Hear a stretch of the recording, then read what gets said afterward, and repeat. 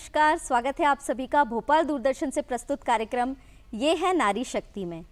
दर्शकों, आज हम बात करने वाले हैं सकारात्मक सोच के बारे में। और जैसा कि कहा जाता है कि सकारात्मक सोच ही सफलता की पहली सीढ़ी होती है। सकारात्मक सोच के द्वारा ही दुनिया में बड़ी से बड़ी चीज़ का मकाम हासिल किया जा सकता है। अगर हम बड़ी बड़ी हस्तियों की बात करें, भले ही वो आइंस्टाइन हो चाहे अब्दुल कलाम आज़ाद हो, अगर उन्होंने सकारात्मक सोच नहीं रखी होती तो शायद वो अपने जीवन में इतने सफल नहीं हो पाते। एक सकारात्मक सोच इंसान के लिए सारे वो रास्ते खोल देती है जो बाकी लोगों के लिए नाकामयाबी लाते हैं या मुकम्मल नहीं लगते हैं, सही नहीं लगते हैं।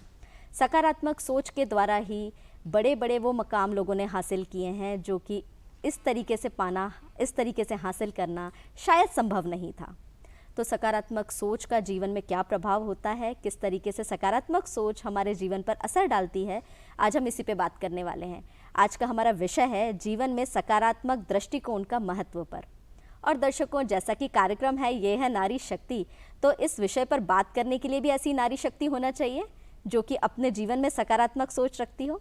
जी हाँ, आज जो हमारे साथ नारी शक्ति यहाँ पर स्टूडियो में मौजूद हैं वो एक ऐसी भी प्रतिभा है, एक ऐसा ही व्यक्तित्व है जो खुद भी अपने जीवन में सकारात्मक सोच रखती हैं, साथ ही साथ लोगों को भी पॉजिटिव माइंड लेकर जीवन में आगे बढ़ने का संदेश देती हैं। चलिए आइए स्वागत कर लेते हैं उनका। तो आज हमारे साथ हैं श्रीमती रागिनी उपलब्धवार जी, जो कि एक हीलर हैं, काउंसलर हैं और एक शिक्षिका भी रही हैं, एक राइटर भी हैं। क्या कुछ कहा जाए उनके लिए, उनका जीवन ही लोगों को एक सकारात्मकता का संदेश देता है। तो बहुत बहुत स्वागत है मैडम आपका हमारे कार्यक्रम में। थैंक यू, धन्यवाद। तो जैसा मैंने आपको विषय के बारे में बताया कि आज हम बात करने वाले हैं सकारात्मक सोच का जीवन में महत्व पर। तो सबसे पहली बात, सबसे पहली चर्चा यहीं से शुरू करते हैं कि किस तरीके से पॉजिटिव थिंकिंग, जिसको हम हिंदी में सकारात्मक सोच कहते हैं, असर डालती है हमारे जीवन में। और ख़ास तौर पे अगर हम अपनी एनर्जीज़ की बात करें या सफलता के लिए जो एक ताकत चाहिए रहती है, उसको किस तरीके से प्रभावित करती है सकारात्मक सोच? सकारात्मक सोच आजकल सब जगह आप सुनते हैं कि सकारात्मक रहिए, सकारात्मक रहिए, लेकिन कैसे? जी, ये एक बहुत बड़ा प्रश्न होता है। और आपने कहा एनर्जी, जी, है ना? तो आप देखिए, जब आपका मूड अच्छा होता है, आप खुश होते हैं, तो आपका चेहरा कैसा दिखता है ना? और आपका काम करने का मन करता है, तो हम कह सकते हैं कि हमारे अंदर एनर्जी बहुत हाई है ना? तो मूड अच्छा होना और एनर्जी अच्छा होना ये तब होता है जब हम दिल से खुश हैं। और दिल से जब खुश होते हैं तो हमारे दिमाग में अच्छे अच्छे विचार आते हैं, और ये अच्छे विचार आना ही तो सकारात्मक है, बिल्कुल, है ना? इससे हमारी जो एनर्जी होती है वो पॉजिटिव होती है। तो सकारात्मक रहना, उसके लिए एक बड़ा चैलेंज भी है कुछ लोगों के लिए, और कुछ लोगों के लिए बड़ा आसान भी है। तो आसान लोग, जैसे अभी आपने आइंस्टीन का नाम लिया, आपने अब्दुल कलाम आज़ाद का लिया, बहुत सारे लोग हैं, केवल सोशल वर्क करने वाले ही नहीं, आज हम अमिताभ बच्चन को भी देखते हैं, बहुत सारे लोग हैं, ऐसे लंबी लिस्ट है। तो ये सकारात्मक है, इसलिए सफल है। क्या इनके जीवन में परेशानियां नहीं आ रही है? बहुत परेशानी आ रही, लेकिन ये कैसे परेशानियों से पार पा रहे हैं? और कुछ लोग वो हैं जो केवल गाना गाते हैं कि मैं परेशान, मैं दुखी, मैं परेशान, तो उसको हम क्या कहेंगे? नकारात्मक सोच। मतलब वो उससे बाहर ही नहीं आ रहे हैं। तो सकारात्मक सोच का मतलब एक विचार, क्योंकि हमारे कर्मों की जड़ विचारों में है। हर्बर्ट स्पेंसर ने कहा ये ना कि कर्मों की जड़ विचारों में होती है। तो जो विचार हमारे दिमाग में चलेंगे, हम वही कर्म करेंगे। तो यदि हमारे दिमाग में हम सकारात्मक है तो नेचुरली हम अच्छे काम करेंगे, हम खुश रहेंगे। और हम जब खुद खुश होंगे तो सामने वाले को वही एनर्जी प्रोड्यूस करेंगे। वाइब्रेशंस होती है जी, कि ना? किसी को देख के हमें बड़ा अच्छा लगता है, किसी के घर में जाके बड़ा अच्छा लगता है, और किसी के घर में घुसे बराबर लगता है कि तुरंत बाहर निकलो। तो ऐसा क्यों होता है? वो वाइब्रेशंस है, वो एनर्जी है। तो जहाँ पॉजिटिव एनर्जी होती है वहाँ हमें अच्छा लगता है, और जहाँ नेगेटिव एनर्जी होती है वहाँ से हम भागने की कोशिश करते हैं। बिल्कुल।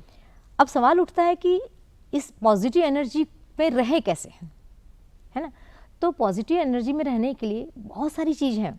चूँकि कार्यक्रम नारी शक्ति का है तो मैं ज़्यादा कोशिश करूँगी कि नारियों के लिए बात करूँ। बहुत छोटी छोटी सी चीज़ें पे बात करूँगी जो आसपास हैं, और सुनने में लगेगा कि ये तो हम करते हैं या तो मालूम था, लेकिन हम कर नहीं पाते। मैं उन चीज़ों की आज बात करूँगी। अक्सर महिलाओं को देखना कंप्लेंट करती है, निगेटिव बातें करती हैं। उनकी कंप्लेंट की लिस्ट लंबी होती है। यदि सुबह से शाम तक किसी एक महिला का आप ऑब्जर्वेशन करेंगे तो पता चलेगा उसने सारे लोगों की कंप्लेंट कर दी है, है ना? जैसे पति है, मेरे पति तो काम नहीं करते, ये तो सो के नहीं उठते, ये तो टॉवेल फेंक देते हैं, ये बच्चे सुनते नहीं हैं, ऐसी कितनी अनगिनत बातें हैं। तो ये जो कंप्लेनिंग वाला नेचर है ये हमें क्या कर रहा है, खुश रख रहा है क्या? जी, खुश नहीं रख सकता। तो हम निगेटिव हुए, बिल्कुल। हम भी निगेटिव हुए। और साथ में यदि आपने किसी की कंप्लेंट की, मान लीजिए किसी महिला के हस्बैंड सामने खड़े और उन्होंने कहा आप काम नहीं करते, आप तो ऐसा नहीं करते, फलाने के देखो वो कितना अच्छा काम करते, क्या उनको खुशी होगी बात सुन के? नहीं होगी। तो आपने अपनी भी वाइब्रेशंस खराब की और अपनी खराब वाइब्रेशन सामने वाले पर दीजिए। तो ये जो आपकी सोच है, उस महिला को लगता है क्या है, अपने घर में हम बात नहीं करेंगे तो कहाँ बात करेंगे। सबसे पहली बात ये होती है कि हम अपने घर में बात कर रहे हैं, लेकिन अपने घर का वातावरण हम क्यों खराब कर रहे हैं? बिल्कुल। हम इस तरह की कंप्लेंट भी करो, क्योंकि आदमी के सुधार के लिए कुछ चीज़ें जरूरी थी, लेकिन कंप्लेंट करने का तरीका यदि हमने बदल दिया, यदि हमारे घर में कोई है जो हमारा काम नहीं करता या घर के कोई काम नहीं करते, तो काम नहीं करते हम क्या करें? यूनिवर्स को एक मैसेज लगातार दे रहे हैं जी। तो यूनिवर्स कहता है तथास्तु, बिल्कुल ऐसे ही होगा भाई, वो काम नहीं करेगा। जी। तो सबसे पहले हम अपने शब्दों पे ध्यान दें कि हम बोलते क्या हैं। जी, जी। हम दिन भर कंप्लेन करते हैं, हम बहुत सारी निगेटिव बातें अपने बोल के ना अपने घर के वातावरण को पूरा निगेटिव कर देते हैं। बिल्कुल, बहुत अच्छी बात आपने यहाँ पर बताई कि किस तरीके से पॉजिटिव थिंकिंग रखकर ही हम अपने घर की ऊर्जाओं को भी बदल सकते हैं। और क्योंकि हम यहाँ पे नारियों की बात कर रहे हैं और उनके जीवन में सकारात्मकता लाने की कोशिश कर रहे हैं, पर कई बार ऐसा होता है कि पर निंदा जो है उसमें बड़ा रस आता है। पर निंदा करने पर जो अनुभूति होती है उसमें इंसान तृप्त रहता है, पर क्या ये पर निंदा करने का स्वभाव या जो प्रवृत्ति है वो हमारे जीवन पे कुछ नकारात्मक प्रभाव डाल सकती है? अगर डाल सकती है तो किस तरीके से उससे उबरा जाए? डेफिनेटली परनिंदा भी तो निगेटिव है जी, है ना। और ये कहना चाहिए नौ रस में से एक रस मानती हूँ कि कुछ लोगों को बहुत मजा आता है, एक की पीठ हुई नहीं कि हम चालू हो जाते हैं। तो ये रस किसको मिलता है? जिसके पास कोई और काम नहीं होते, बिल्कुल, है ना, वो अपना टाइम पास करते हैं, वो टाइम पास का साधन मानते हैं। तो यदि हमारे पास काम है तो हमारे पास परनिंदा करने की गुंजाइश नहीं होगी। और जब तक हमारी ये समझ में नहीं आएगा कि जो हम किसी की भी चुगली करते हैं, निंदा करते हैं, उससे हमारे कर्म बिगड़ते हैं। हम जब कभी हम अपने परनिंदा वाले स्वभाव को कर्मों से रिलेट कर लेंगे तो मुझे लगता है कि तुरंत वो व्यक्ति सुधरना चाहेगा। जी, क्योंकि जैसे ही हम बहुत सारी विधाएं हैं हमारे देश में, हमारे प्राचीन भारत में वैदिक विधाओं में बहुत सारे, ऑकल्ट साइंस में बहुत सारी विधाएं, तरह तरह का लोग सीख भी रहे हैं। लेकिन मैं सबसे ऊपर, चूंकि मैं भी एक वास्तु कंसल्टेंट हूँ, हीलर हूँ, सब कुछ हूँ, उसके बावजूद मैं सबसे ऊपर रखती हूँ कर्म को। बिल्कुल, क्योंकि कर्म ही हमें बनाता है, कर्म ही हमें बिगाड़ता है।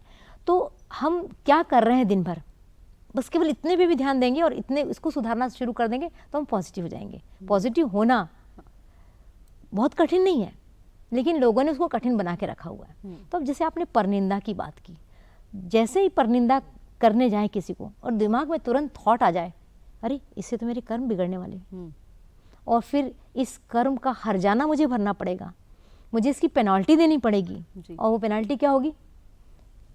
परनिंदा नहीं होगी, पता नहीं किस रूप में आपसे वो हर्जाना लिया जाएगा। तो जैसे ही ख्याल आएगा या कोई ऐसी घटना याद आ जाएगी कि मैंने परनिंदा की थी, शायद ये मेरे साथ इस कारण हुआ हो, तो रुकेंगी महिलाएं।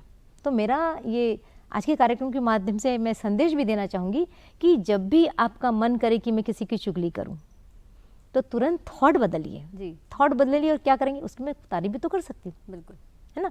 तारीफ भी करती महिलाएं, लेकिन दिल से नहीं करती। तो तारीफ करो, दिल से करो। और जब आप तारीफ करना शुरू करते हैं ना तो तारीफ मिलने लगती है जी, और आपको पता नहीं कि आपने जो दिया है वो 1000 गुना हो गया आपके पास आता है। बिल्कुल, और फिर आपके पीठ पीछे कितनी तारीफ हो रही आपको कभी कभार मालूम पड़ेगा, तब आपको खुशी होगी। तो परनिंदा नेगेटिव है, इससे बचना चाहिए। कुल मिलाकर प्रतिफल की चिंता हमें करनी चाहिए। बिल्कुल, कि बिल्कुल। परनिंदा का जो प्रतिफल है, प्रतिफल है वो कर्मों के रूप में किस तरीके से हमें मिल सकता है। बिल्कुल। बिल्कुल, जानते तो सभी हैं, पर महिलाएं, कई बार ऐसा होता है कि बहुत पॉजिटिव सोचने के बावजूद भी कई बार घर में सपोर्ट नहीं मिलता या इस तरीके की शिकायत रखती हैं जो कहीं हद तक हो सकता है सही भी हो।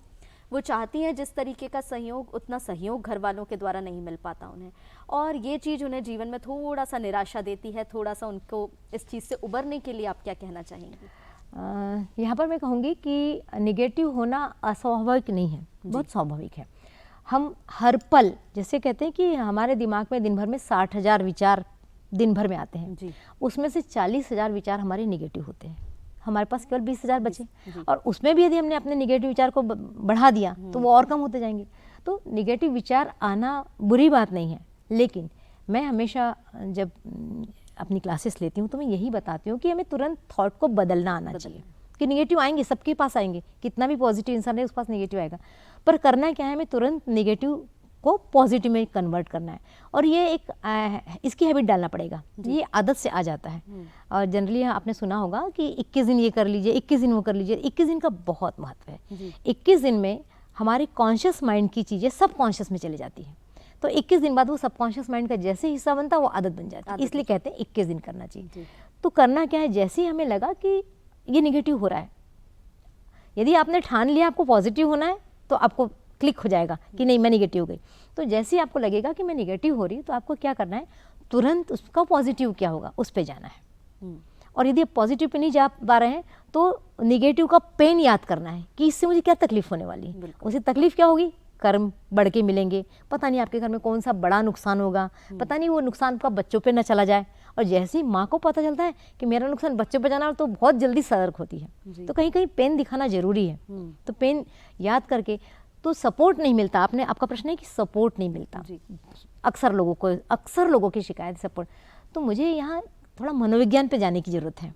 सपोर्ट लेना भी तो आना चाहिए, बिल्कुल, है ना। हम सपोर्ट किस तरह से मांग रहे हैं, घर में हमारी सास है, ससुर है, ननंद है, देवर है, और भी कोई हो सकता है, हमारे हस्बैंड है, हम सपोर्ट मांगते क्या है। यदि आपने इस बात पे ऑब्जर्वेशन किया तो आपको पता चल जाएगा कि हमारा सपोर्ट मांगने का तरीका ही गलत है। यदि हमने सपोर्ट अच्छे से मांगा, प्लीज़ करके लगा दीजिए ना, प्लीज़ कृपया लगा दीजिए, क्या आप मेरी हेल्प करेंगे, क्या आप मेरा ये काम कर देंगे। कौन सा हस्बैंड है जो नहीं पिघलेगा, है ना। कौन सी सास है, अरे इतने प्यार से मेरी बहू बोल रही, मानेगी, एक बार नहीं मानेगी, 2 बार नहीं होगा, लेकिन सपोर्ट मिलता है। सपोर्ट नहीं भी मिले ना तो एक मानसिक मनोबल बढ़ाने वाली चीज़ें घर में होने लगती है। जैसे मान लीजिए किसी के घर में सासू माँ है, काम नहीं कर रही है और उसकी स्थिति ही नहीं काम करने लायक, और फिर भी सास को लग रहा है कि बहू को लग रहा है कि मेरी मदद नहीं करती, अब वो करने लायक नहीं है, तो वो कुढ़ रही है। उससे अच्छा जिस दिन वो स्वीकार कर लेगी कि मेरी सासू माँ की स्थिति नहीं है, तो जिस दिन वो स्वीकार कर लेगी ना, उसको शिकायत बंद हो जाएगी। बिल्कुल। तो फिर उसकी क्या हो जाएगी, फिर उसने एक थोड़ा सा सब्जी भी तोड़ के दी तो उसको बड़ी हेल्प लगेगी। तो हमको ना वो चीज़ स्वीकार कर लेना चाहिए। और मैं फिर से कहूँगी कि सपोर्ट लेना आना चाहिए। तो सपोर्ट लेना आने के लिए आप जितने विनम्र हो जाएंगे आपको सपोर्ट तो मिलेगा। बिल्कुल, सारी दुनिया के लोग सपोर्ट देने को तैयार हो जाते हैं, तो सपोर्ट लेना आना चाहिए। बहुत सही बात आपने बताई कि मेरे ख्याल से कई बार तो महिलाएं मांगने से सपोर्ट मांगने से हिचकिचाती हैं। बिल्कुल, आप कहेंगे ही नहीं तो मिलेगा कैसे आपको सपोर्ट। बिल्कुल। और आगे जैसे हमने शब्दों की बात करी थी अभी कि शब्दों का चयन बहुत महत्वपूर्ण रहता है और जीवन में बहुत कुछ बदल देता है शब्दों का चयन। सही शब्दों का चयन करना बहुत मुश्किल काम है। तो किस तरीके से शब्दों का चयन किया जाए, और क्या गलत शब्दों का चयन भी हमारे जीवन पर कुछ नकारात्मक प्रभाव डालता है? शब्द को ब्रह्म कहा गया है। बिल्कुल, है ना। तो जब ब्रह्म है तो ब्रह्म तो पूरा क्रिएटर है, सब कुछ करता है। तो एक शब्द पूरा क्रिएट करेगा, तो आप क्या बोल रहे हैं। आप देखिए घर में एक ताना यदि मारा जाता है, शाम तक माहौल ठीक नहीं होता। बिल्कुल, कई बार तो 3-3 दिन नहीं होता। तो वो तो तीर से भी बड़ा हुआ, है ना। एक बार तीर निशाने पे लगा, निकल जाएगा, लेकिन आपके शब्द यदि लग गए तो वो बहुत खतरनाक होते हैं। तो शब्द तो निगेटिव तब है जब आपने किसी को हर्ट करने के हिसाब से बोला, और यदि आपने प्यार से बोला तो शब्द तो पॉजिटिव भी है। तो शब्द के दोनों रूप हैं, पॉजिटिव निगेटिव दोनों हैं। डिपेंड करता है कि आप क्या बोल रहे हैं। और जब हम प्यार से बोलते हैं तो एक सबके चेहरे पे हंसी आ जाती है ना, अच्छा लगता है और एक माहौल बदल जाता है। यदि घर में तनाव भी है ना, एक छोटा सा बच्चा आता है और छोटा बच्चा आके किलकारी मार के हंस देता है, देखिए थोड़ी देर में सबके चेहरे बदल जाते हैं। तो उसका किलकारी मारना माने शब्द ही तो हुआ, या वो मम्मी कह देगा या कुछ और बोल देगा। तो एक बच्चे की एनर्जी पूरे घर की एनर्जी को बदल देती है। वो शब्द होते हैं जो घर की एनर्जी को बदल सकते हैं। तो हमेशा अगर महिलाएं थोड़ा सा ध्यान रखें, ठीक है, गुस्सा आना स्वाभाविक है, काम कर करके एनर्जी जब डाउन हो जाती है तो थक जाती है, तो चिढ़ जाती है, वो सब स्वाभाविक, मैं सब बातों से सहमत हूँ। लेकिन उसके बावजूद अगर हमारे गुस्सा होने से हमारे घर का माहौल ख़राब होता है तो हम क्यों गुस्सा करें, हम क्यों चिड़चिड़ करें, हम क्यों निगेटिव बोले? क्या उस निगेटिव बोलने से भला हुआ है? कभी भला नहीं हुआ। तो बोलने के पहले सोचे। वैसे भी कहा गया है कि बोलने के लिए भगवान ने एक मुंह दिया है, कान दिए हैं तो दो, पहले सुनो और सबसे बड़ी, आपने तो शब्द की बात की, मैं तो यहाँ पर ये वाली बात भी करना चाहूँगी कि हम लोगों में सुनने का पेशेंस ही नहीं है जी। जितना सुनने के लिए कहा गया, भगवान ने कुछ सोच समझ के मुंह एक दिया है, लेकिन हम लोग मुंह का उपयोग ज़्यादा करते हैं कान का। तो किसी ने, कई बार तो ये होता है, लड़ाई होती क्यों है घर में, टेंशन आता क्यों है, सामने वाले ने कुछ बोला नहीं और हम चालू, माने उनका वाक्य भी पूरा नहीं होता। हाँ। फिर जब वो बाद में कहते हैं कि अरे मैं तो ये बोलने वाला था, तब पश्चाताप हो रहा है, मैंने तो बेकार लड़ाई कर ली। तो शब्द बहुत महत्वपूर्ण होते हैं, उसको ब्रह्म मान के चलिए, और जब भी बोलना है तो थोड़ा देर पॉज ले लीजिए। पॉज का बहुत महत्व होता है, और ये एक प्रकार से हीलिंग का काम भी करता है। मैं हमेशा कहूँगी कि पॉज जो है हीलिंग, जब आपको गुस्सा आ रहा है शांत हो जाइए, चुप हो जाइए, भले अंदर से गुस्सा आ रहा है, पी लीजिए उसको, और उसके बाद जब आपके मुंह से शब्द निकलेंगे वो अच्छे शब्द होंगे। बिल्कुल, बहुत सही आपने बात बताई कि एक क्षण के लिए सोचिए, कहने के पहले, रिएक्ट करने के पहले एक बार के लिए सोचिए और उसके बाद जवाब दीजिए, तो शायद जो मामला बिगड़ रहा होगा वो वहीं संभल जाएगा। और रागिनी जी, यहाँ पर क्योंकि महिलाएं हैं, उनका सबसे ज़्यादा प्राथमिकता रहती है उनके बच्चों पर, वो सबसे ज़्यादा ध्यान देती हैं। और आज की भागदौड़ बड़ी ज़िंदगी में अगर हम सोचें या देखें तो बच्चों पर भी बहुत प्रभाव है, नकारात्मक बच्चे भी हो रहे हैं, सोच उनकी भी होती है, कंपटीशन की भावना कहें, अरे मैं ये करना चाहता था, मैं कर नहीं पाया, मुझसे नहीं होगा, इस तरीके के वाक्य बच्चे भी अपने जीवन में प्रयोग करने लगे हैं। तो बच्चों को किस तरीके से सकारात्मक बनाएं, उनका दृष्टिकोण कैसे हम जीवन में सकारात्मक रखें? बच्चे कहाँ से सीखते हैं? वातावरण से। पहला वातावरण कहाँ मिलता है? घर का। उसके बाद वो निकलता है बाहर, उसके बाद जाता है स्कूल में, है ना। तो सारे वातावरण में जो चीज़ें उसको मिल रही वही तो वो करेगा। तो अभी हमारे परिवार में किस तरह का माहौल चल रहा है, हमारे परिवार में किस तरह की बातें हो रही, ऐसा नहीं कह सकते कि 100% परिवार में ऐसा चल रहा है। बहुत सारे परिवार आज भी आध्यात्मिक हैं, या बहुत सोशलाइज हैं, या जो बहुत प्रैक्टिकल है। देखिए, आज सब तरह के क्वालिटी के परिवार हैं, और अगर आप ध्यान से देखेंगे तो जिस परिवार का जो माहौल है बच्चा वैसा ही है। और ये भी नहीं कह सकते कि पूरा परिवार का ही असर है, क्योंकि बच्चा बाहर भी बहुत रह रहा है, तो बाहर से भी उसके पास चीज़ें आ रही है, एनर्जी वहाँ से भी आ रही है, स्कूल से भी आ रही है। और उससे भी बड़ी खतरनाक चीज़ें जो बच्चे आजकल ले रहे हैं वो है मोबाइल, है ना। उसकी भी एनर्जी ले रहा है, उसमें तो कोई कंट्रोल ही नहीं बचा है। तो बच्चे जो सुन रहे हैं, जो देख रहे हैं, वही बच्चा बोल रहा है। उसने सुना मम्मी ने क्या कहा, तुम ऐसा नहीं कर सकते जी, तुम्हारे इतने नंबर नहीं आ सकते, तुम्हारे दोस्त के देखो इतने नंबर आए, तुम्हारे नंबर क्यों नहीं आए। दिमाग में तो उसके भी गया जी, कल को वो क्या करे, उसकी मम्मी इतनी कर सकती, आप नहीं कर सकती, ऐसे कहने लगे हैं बच्चे। हाँ। तो निगेटिव जो सुना वही पलट के आ रहा है। तो बच्चे निगेटिव होंगे। तो अगर आपको लगता है कि हमारे बच्चे पॉजिटिव रहे, अगर क्या हर माँ बाप को लगता है कि मेरे बच्चे अच्छे रहें, लेकिन उसके पहले किसको पॉजिटिव बनना पड़ेगा? माता पिता को बनना पड़ेगा, घर के लोगों को बनना पड़ेगा। जब एक घर से शुरुआत होगी तब समाज तक जाएगी जी। समाज तक जाएगी तो समाज में यदि पॉजिटिविटी है तो हमारे बच्चे भी पॉजिटिव होंगे। हालांकि ये जागरूकता धीरे धीरे बढ़ने लगी, सबको चिंता होने लगी है कि हमारे बच्चे मोबाइल पे बहुत लगे हुए हैं, नेगेटिव बोल रहे हैं, विद्रोही प्रवृत्ति के हो रहे हैं, माता पिता का कहना नहीं सुन रहे हैं, इन सब पे चिंताएं शुरू हो गई। लेकिन अकेले चिंता करने से क्या होगा? हमें तो कर्म करना पड़ेगा। मैंने कहा ना, कर्म सबसे ऊपर है। तो कर्म क्या करना पड़ेगा? अपने घर का माहौल अच्छा बनाइए, अपने घर को एनर्जेटिक बनाइए। आपका घर यदि एनर्जेटिक है, खुशियां हैं घर में, तो खुशियां आप बाहर तक दे सकते हैं, वरना आप घर में ही कैद रह के नेगेटिव एनर्जी में फंसे रहेंगे। जी बिल्कुल। और यहाँ पर मैं महत्वाकांक्षा की भी बात यहाँ पे करना चाहूँगी कि अति महत्वाकांक्षी होना भी बच्चों के लिए घातक हो सकता है। कई बार पेरेंट्स ऐसे होते हैं कि वो महत्वाकांक्षा चाहते हैं कि बहुत ऊंचा हमारा बच्चा मकाम पाए, पर उस हिसाब से बच्चे की कैपेबिलिटीज़ नहीं होती। तो अति महत्वाकांक्षी होना भी क्या नुकसानदायक हो सकता है? ये बहुत ही अच्छा क्वेश्चन है आपका। और मैं तो, चूँकि मैं लंबे समय तक मैंने एजुकेशन डिपार्टमेंट में काम किया है, तो मेरी चिंता हमेशा इस बात को लेकर रही है कि हमारे बच्चों का कैरियर बिगाड़ने में सबसे बड़ा हाथ यदि किसी का है तो उनके माता पिता का है ना। और उसके बाद यदि है तो मैं उसको टीचर का भी उतना ही कहती हूँ, क्योंकि जो स्कूल में जाकर यदि बच्चों को प्रॉपर गाइडेंस नहीं मिल रहा तो हमारे स्कूल फिर किस काम के हुए? तो गाइडेंस नहीं मिल रहा है बच्चों को, और बस देखा सी कि भाग, एक भौतिक युग में हम दौड़े चले जा रहे हैं। बिल्कुल। हमें मतलब सुख शांति चैन कहते हैं और सुख की खोज कर रहे हैं, शांति की खोज कर रहे हैं, लेकिन शांति मिल नहीं रही क्योंकि उन्हें शांति का मतलब ही नहीं मालूम है। तो महत्वाकांक्षा इसकी सबसे बड़ा रोड़ा है। अपने अपने इंडिविजुअल डिफरेंसेस है। बच्चा यूनिक है आपका। जिस दिन आप मान जाएंगे कि मेरा बच्चा यूनिक है, उस दिन आप ऐसी जिद नहीं करेंगे। और आइंस्टीन को तो आपको मालूम है कहानी, उसको तो स्कूल से ही निकाल दिया गया था, बिल्कुल। है ना। ऐसे बहुत सारे बच्चे, मेरा खुद का एक्सपीरियंस है। मेरे 3 बच्चों में एक बच्ची बहुत पढ़ाई में बहुत अच्छी नहीं थी, लेकिन आज मुझे गर्व है कि उसी से मेरा नाम ज़्यादा फेमस हुआ है, मुझे ज़्यादा लोग उसी के नाम जान रहे हैं। अगर मैंने भी ये जिद की होती कि नहीं वो डॉक्टर इंजीनियर बने, इसको भी डॉक्टर इंजीनियर बनाना होता, तो शायद आज मेरी जो पहचान है मेरी बच्ची का, वो शायद पहचान नहीं हो पाती। तो हमें ये जिद नहीं करना चाहिए बच्चों के साथ में, क्योंकि उसके अंदर अपनी क्षमताएं हैं, उन क्षमताओं को पहचानो। और मुझे तो बार बार यही कहूँगी कि मैं तो कहती हूँ कि काउंसलिंग की जब बात आती है, क्योंकि मैं काउंसलर हूँ तो मैं जानती हूँ इस चीज़ को कि काउंसलिंग बच्चों की करने के पहले तो माता पिता की काउंसलिंग बहुत ज़रूरी है। बिल्कुल, तो ये महत्वाकांक्षा छोड़ना चाहिए। बच्चा कुछ ना कुछ कर लेगा जब उसको आप फ्री माहौल देंगे। यदि आप बंधन में रखेंगे तो वो फिर दबाव में काम करेगा, और फिर वो काम करेगा जो उसे नहीं करना चाहिए, और फिर वो सक्सेस नहीं मिलेगी। तो महत्वाकांक्षा छोड़नी चाहिए।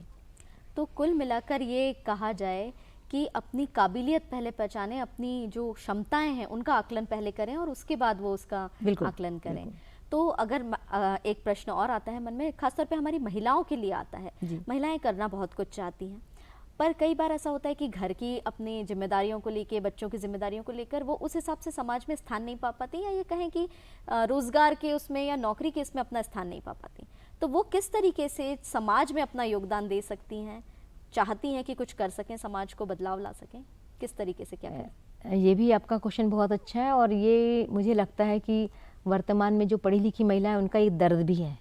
बिल्कुल, है ना। शादी हो जाती है, शादी के बाद बच्चे हो रहे हैं, घर को संभालना है, उस चक्कर में वो जो कुछ सोच के आई रहती, बहुत सारी लड़कियों को जॉब भी छोड़ना पड़ता है, तो कसक तो रह जाती कि, और फिर कहीं ना कहीं एक टीस भी रहती कि जेंट्स लोगों को तो करने मिल जाता है, हमको नहीं मिलता। तो उस समय जो उनकी कसक है वो कई बार विद्रोह के रूप में फूटती है, टेंशन बनता है, तनाव होता है, कई महिलाओं को तो डिप्रेशन भी आता है इस चीज़ का। लेकिन मुझे ऐसा लगता है कि अगर हमने थोड़ा सा सोच लिया कि हमें करना है तो हम कर सकते हैं। और जब बहुत छोटे बच्चे होते हैं, विशेष करके 4-5 साल तक के बच्चे होते हैं, तब तो हमारे लिए कठिन हो जाता है करना। लेकिन जैसे ही बच्चे बड़े होते हैं और थोड़ा सा समय मिलता है, तो मुझे लगता है कि हर महिलाओं को कुछ ना कुछ ज़रूर करना चाहिए। उनके पास जो क्षमताएं हैं, उनकी हॉबीज़ है, उसको करना चाहिए। यदि पैसों की ज़रूरत नहीं है, ज़रूरी नहीं कि हर कोई नौकरी करे, पैसों की ज़रूरत नहीं है, तो बहुत सारी संस्थाएं हैं, बहुत सारे अपने शौक़ हैं, वो जाके पूरे करना चाहिए, और 4 लोगों से मिलना चाहिए, बातें करना चाहिए। बहुत संसार में लोग हैं जिनको कोई बात करने वाला नहीं है। बिल्कुल। यदि आप उनके पास जाके बैठे, बात करें, पड़ोस में भी आजकल तो अड़ोस पड़ोस में बात नहीं हो रही, तो कोई बात करेगा तो उनके दुख दर्द पता चलते हैं। जरूरी नहीं है कि आप बहुत बड़े बड़े काम करें। लेकिन अभी वृद्धाश्रमों की संख्या धीरे धीरे बढ़ते जा रही है, क्योंकि एकल परिवार बन गए हैं, और मेट्रो सिटीज़ में तो घर ही छोटे हैं, तो माँ बाप को रख नहीं रहे। तो बहुत सारे वृद्धाश्रम में उनको रहने, खाने पीने की तो सब चीज़ें हो रही हैं, लेकिन फिर भी वो अकेले महसूस करते हैं। मतलब अपनी रुचि को पहचानते हुए भी समाज में योगदान महिलाएं दे सकती हैं। अपना ग्रुप बना के भी काम कर सकती हैं। बहुत अच्छी बात आपने हमें यहाँ पर बताई। और संदेश के रूप में अगर हम चाहें कि आप क्या कहना चाहेंगी हमारी महिलाओं से, तो क्या आपका संदेश रहेगा? मेरा संदेश ये होगा कि खुद भी सकारात्मक रहिए और दूसरों को सकारात्मक रखिए। यदि ठान लिया तो हर काम संभव है। तो अपने निगेटिव विचार जैसे आपके पास आते हैं, आप तुरंत उसको पॉजिटिव करिए।